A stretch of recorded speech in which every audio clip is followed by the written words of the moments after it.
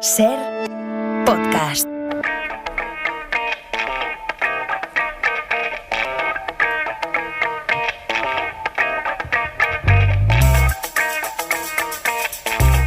La Parda, sin saberlo, la Parda le puso un reto a Félix y Félix es de aceptarlos, todos. Recogió el guante porque, a ver, es que hace cada lectura. Todo esto vino a razón de una historia también del juego de los detectives donde se ponía a disposición judicial a Mickey Mouse, porque era un ratón, a quien se le ponía a disposición judicial de un tribunal de, me parece, era un estado norteamericano donde sí que lo contemplaba así la ley. No sé si era en California. Bueno, en cualquier caso, a la Parda, en lugar de llamarle la atención eso, que se pusiera en el banquillo a un ratón, lo que le llamó la atención es que le pidieran 20 años. Porque decía, a ver, según la esperanza de vida de un ratón, ¿qué narices 20 años si no va a vivirlos? Y de ahí pensamos, oye, pues en la justicia de y para los humanos también a veces se imponen penas de prisión de 200, de 300 años. ¿Recuerdas, verdad, el sucedido, Félix? ¿Recuerdas la anécdota con la Parda? Recuerdo perfectamente y me encanta que Parda me ponga retos. Esto es una cosa que me encanta. Ya. Y entonces a partir de ahí empezamos a pensar, bueno, recogió el guante Félix y empezamos a pensar, pero bueno, esto tiene, de verdad tiene sentido, porque además si la legislación vigente en un país como el nuestro parece que, salvo en los casos de la prisión permanente revisable, lo que contempla es una estancia en prisión de 30 años como máximo, pero ¿por qué se imponen, por qué se piden penas, recordamos a veces en casos de terrorismo, de 1.500 años? ¿Nos lo vas a aclarar esta noche, Félix? Lo voy a intentar al menos con vuestra ayuda. A ver, ¿por dónde crees que podríamos empezar esto? Lo primero que tenemos que decir es que que agradezco mucho que Parda nos pusiera este reto, porque tengo que confesaros que yo también, cuando empecé a estudiar Derecho, era una cosa que me llamaba mucho la atención. Claro. ¿Vale? Y entonces lo primero que tenemos que decir es que, aunque aparentemente parece que son más una condena a 200 o 300 años que la pena de prisión permanente revisable, sin embargo es más la pena de prisión permanente revisable que la pena de 200 a 300 años. ¿Ah, sí? Aunque parezca una contradicción, sí. Ya. Bueno, pues vamos a empezar por ahí. Vamos a empezar por diferenciarlo, porque nada tiene que ver, según entiendo. ¿Cuándo procede lo de la prisión permanente revisable? Vale. Vamos a dar como introducción 4 notas. En primer lugar, la pena de prisión permanente revisable lleva muy poco tiempo en nuestro ordenamiento jurídico. En concreto, se introdujo en el año 2015, por tanto tiene menos de 10 años. Y además se introdujo con mucho debate. Hubo mucho debate político y sociológico, ha sido una pena discutible. Hay algunos sectores que dicen que es incompatible con una democracia avanzada que aspira a la resocialización. Y que ya contemplaba en su Constitución que no hay cadena perpetua, ¿no? Efectivamente. Ni pena de muerte, etcétera. Efectivamente. Claro. Sin embargo, sí que es verdad que se llevó al Tribunal Constitucional y el Tribunal Constitucional la declaró constitucional en una sentencia con 7 votos a favor y 3 votos en contra. Bueno, por lo tanto, el Tribunal Constitucional la avaló. En segundo lugar, se reserva solo para determinados delitos, como penas a determinados delitos. Y tercero, por tanto, es una lista, que ahora la vamos a repasar si os parece, claro, que esa lista se podría ampliar, reducir o suprimir en el futuro. Por tanto, son delitos que el Parlamento ha decidido que, por así decirlo, son los delitos que más repugnan por el tipo de delito, y por ello ese tipo de delito va a implicar la máxima pena. Vale, ha salido un poquito aquí, pero déjame hacer una acotación. Claro, estamos hablando de este país, la legislación española, donde no existe la cadena perpetua, salvo este caso que nos estás contando de la prisión permanente revisable. Por lo tanto, el imponer condenas de 327 años, a lo mejor alguien podría llegar a pensar, no se sabe qué va a pasar con la longevidad en el futuro. Y entonces, como hay cadena perpetua, pues a lo mejor, pero no tiene absolutamente nada que ver con eso. Así que venga, nada que ver. ¿Qué Al final, Roberto, de la noche, espero poder enlazar la prisión permanente revisable con lo de los 200 o 300 Seguro años sí, para explicar la diferencia. A ver, ¿qué delitos son esos entonces en los que se contempla la permanente revisable? Vale, algunos ya les hemos visto cuando hemos visto el asesinato. asesinato. Es lógico pensar que el delito contra la vida son los más graves y, por tanto, determinados asesinatos o determinadas muertes, algunas ya las vimos, son las que van a llevar esta pena. Vamos a repasar cada una de ellas. Primero, el asesinato de un menor de 16 años o de una persona que tenga una situación de vulnerabilidad. ¿Te acuerdas que ya lo vimos y hablamos del crimen de Pioz como uno de los supuestos que conllevó una de las primeras condenas a prisión permanente revisable? Pues aquí nos encontraríamos uno de los delitos que llevan aparejado esta pena. Ya. ¿Qué otro tipo de delito? ¿De otro asesinato? ¿Algún otro tipo de asesinato? O un asesinato después de la comisión de un delito contra la libertad sexual. Mira, estos días se está celebrando, no sé si ha acabado ya, se está celebrando el juicio por el asesinato del niño de Lardero.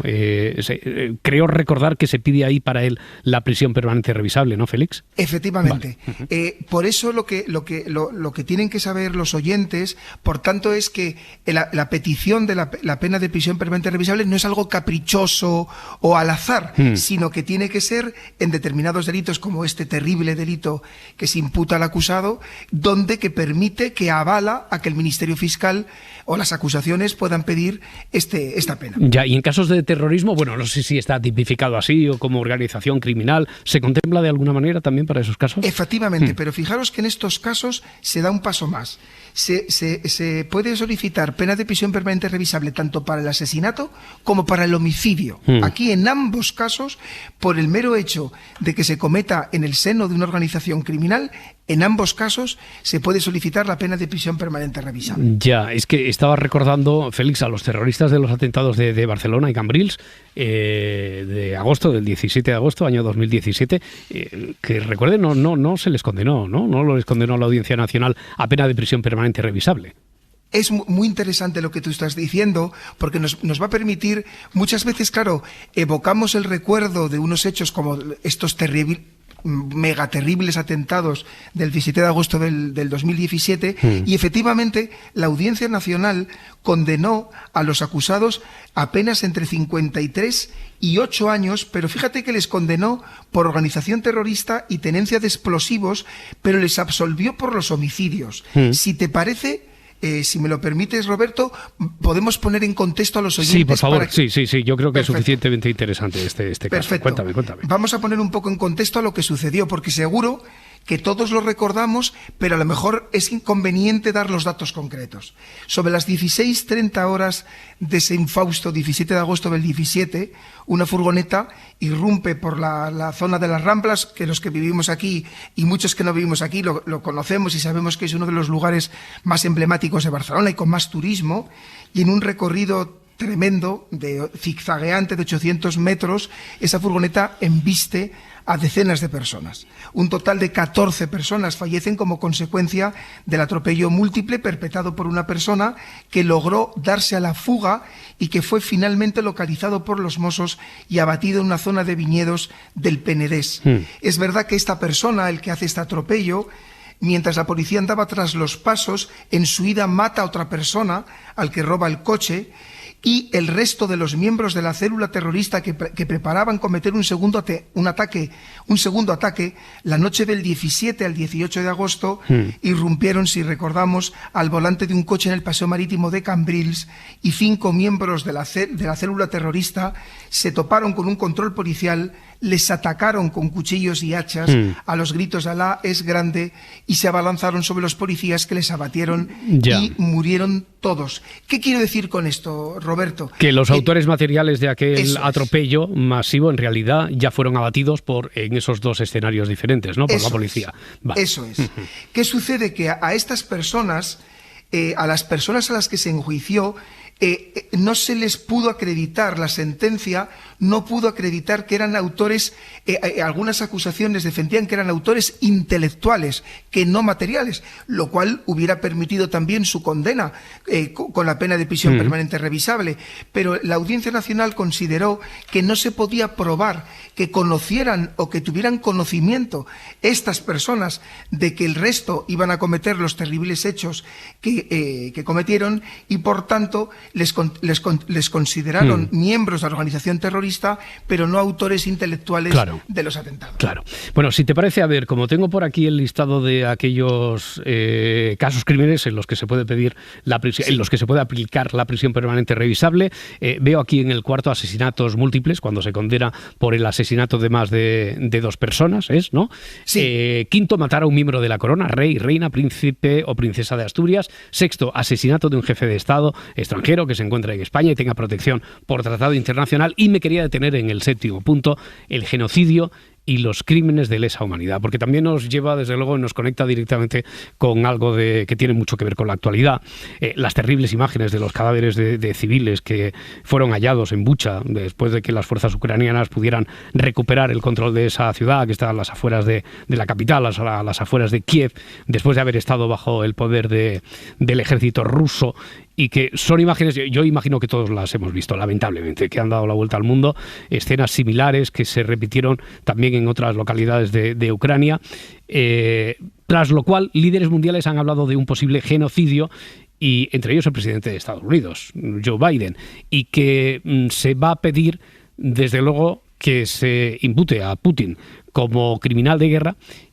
¿Cómo definimos los crímenes de lesa humanidad? ¿Qué constituye exactamente el genocidio? ¿Qué se puede entender? Son conceptos, el de genocidio y lesa humanidad, muy similares.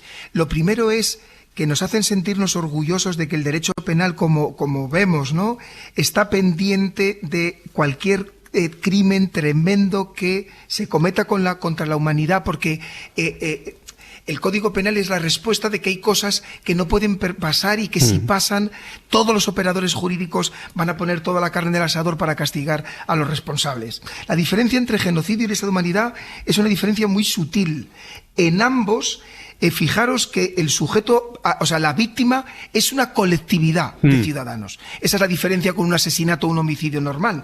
Y en el genocidio, pensemos, nos viene a la cabeza a todos el genocidio judío en la Segunda Guerra Mundial, es cuando se elige a las víctimas por pertenecer a un grupo religioso, racial, étnico, nacional. Ahí estaríamos a los que se quiere exterminar, genocidio.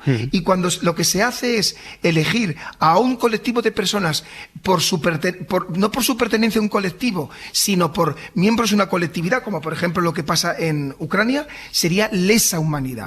Porque no vas contra un individuo concreto, sino vas contra una colectividad. Y eso repugna a la humanidad y por ello lleva aparejado las más altas penas posibles. Por lo tanto, hasta este séptimo supuesto son todos aquellos en los que se puede aplicar la prisión permanente revisable, que ¿eso exactamente qué significa? Volvamos al principio. ¿Significa que nunca va a salir de prisión? No es sinónimo de cadena perpetua, nos has dicho. Perfecto, no es sinónimo por cadena perpetua, porque si no estaría prohibido por nuestra Constitución. ¿Por qué estaría prohibido por nuestra Constitución? Porque nuestra Constitución dice que las penas privativas de libertad y las medidas de seguridad tienen que estar orientadas hacia la reeducación y reinserción social. ¿Eso qué quiere decir? Que se tiene que dejar una esperanza siempre, por humanidad, a que la persona se pueda reinsertar. Por eso es prisión permanente revisable. ¿Eso qué quiere decir? Es que se tiene que dar la posibilidad de revisión para que la persona condenada a esta pena se pueda decidir si va a continuar en prisión o puede acceder a la libertad condicional si demuestra que está en condiciones de estar reinsertado. Vale, ¿qué condiciones se tienen que dar para la suspensión de esa prisión, entonces? Primero, fijaros que es la más importante. Tiene que pasar un mínimo de tiempo en prisión obligatoriamente, que va desde los 25, y aquí está lo que explicaba Parda con la vida de una persona, ¿no? De 25 a 35 años, como mínimo, para poder acceder a todo esto. Además, tiene que estar en tercer grado penitenciario, lo que implica que tiene que tener un buen comportamiento penitenciario, tiene que acreditar mediante informes periciales y de personalidad y sus circunstancias familiares que tiene posibilidades de reinserción social, tiene que colaborar con las autoridades en muestra de abandono de sus objetivos cuando se trata de delitos terroristas y tiene que cumplir con el resto de las normas penitenciarias. Con estos requisitos puede solicitar el hecho de que se acceda a la libertad condicional. ¿Y cómo se decide? ¿Cómo se decide si se concede la libertad a un condenado a prisión? Bueno, no sé si lo que se le concede es la libertad o la suspensión de la pena. se le suspende la libertad, se le da la suspensión de la condena, que es la libertad condicional. Vale. Fijaros una cosa muy interesante. Como es una pena del 2015 y como se exige un mínimo de 25 años, como mínimo hasta el 2025 más 15, hasta el 2040, no veremos este procedimiento. Ya. Por tanto, este procedimiento, querido Roberto, todavía no se ha dado nunca. Ahora no hay casuística, claro, no hay casuística en España. Ha habido personas condenadas a prisión permanente revisable, pero obviamente como mucho llevan 10 años o menos de 10 años cumplidos, ¿no? Será un procedimiento oral. En ese procedimiento participará el fiscal, el penado y su abogado.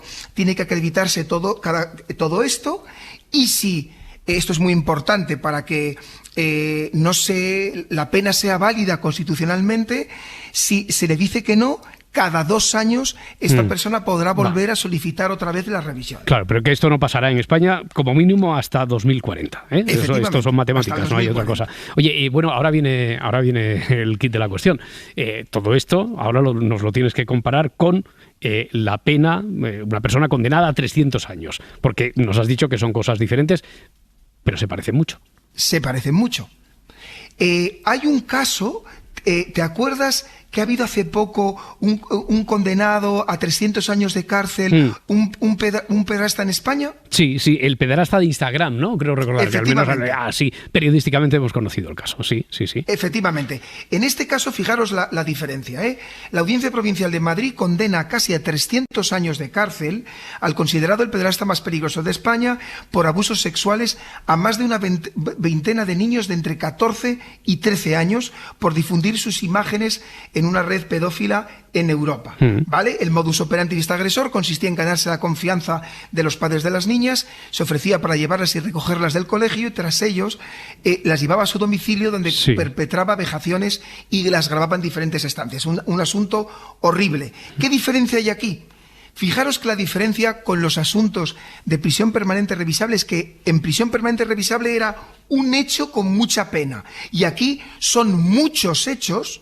Aquí hemos dicho 21 agresiones que son menos pena, que sumadas todas esas penas, es la suma de las penas la que da lugar a los 200 o 300 años. No hay un solo delito que lleve esa pena. Ya. Y ¿vale? Se tiene que pedir, por lo tanto, para esa persona, bueno, se suman todas agravantes, todo lo que nos contaste las 2 últimas semanas, da 300 años. Vale. Y eso después, ¿cómo se traduce en la realidad? Pues hay 2 cifras, para que veas que somos como matemáticos. El Código Penal, para evitar que una persona esté toda su vida en la cárcel, da 2 cifras y nos dice que el máximo de cumplimiento efectivo de la condena del culpable no puede exceder del triple de la más grave y a su vez que no puede superar los 20 años. Por tanto, imaginemos, si aquí la más grave son 6 años, nunca podría exceder de 18 años, que es el triple de la más grave. Y si la más grave hubiera sido un delito de 9 años, 9 por 3, 27, como supera los 27 y el límite son 20, no podría exceder de 20 años. ¿Vale? ¿Me sigues, no? Sí. Vale. La parda incluso te sigue, porque la veo ahí que está anotando. Es que es un poco complicado. No, pero más o menos. No, pero tú lo explicas muy bien, perfectamente, Félix. O sea, si no lo entendemos contigo, no lo vamos a entender nunca, Félix. Y entonces, muchas gracias, chicos.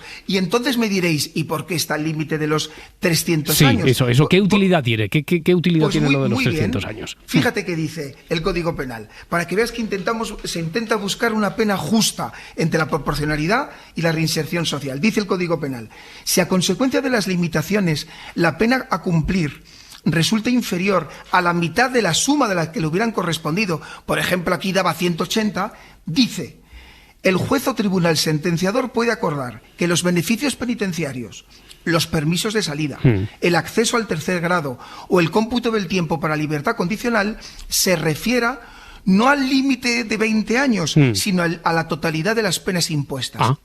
¿Qué quiere decir con esto? Que a lo mejor una persona condenada a 300 años nunca podrá acceder a un permiso penitenciario hasta que no cumpla los 20 años, porque el cómputo se hace sobre el total de los 200 o 300 años y no sobre los 20. No sé si me he podido explicar. Sí, que no va a poder beneficiarse de ninguna de esas circunstancias del tercer grado, etcétera, porque claro, si es un tercio de la condena sobre 180 años, hasta los 60 años de prisión no va a poder disfrutar entonces de esos beneficios. es. Vale. O sea que tiene un sentido el que sea condenado 200 o 300 años para estos beneficios penitenciarios. La que liaste por un ratón, Parda, que llevamos a la justicia en un caso que era, bueno, que estaba basado en realidad, estaba basado en un hecho real. De todo esto, para terminar, Félix, te pedimos un pensamiento, una conclusión final. Que tenemos, o sea, que la sociedad se preocupe por buscar un castigo que combine la severidad y el rigor con la reinserción social del delincuente, dice mucho y muy bien de nuestra sociedad. Félix Martín, fiscal, muchísimas gracias por habernos dejado entrar así en el juzgado de guardia que hemos abierto una semana más contigo, de par en par. Un abrazo, Félix. Abrazo gigante para vosotros. Hasta la próxima. Gracias. Hasta luego. Adiós, adiós.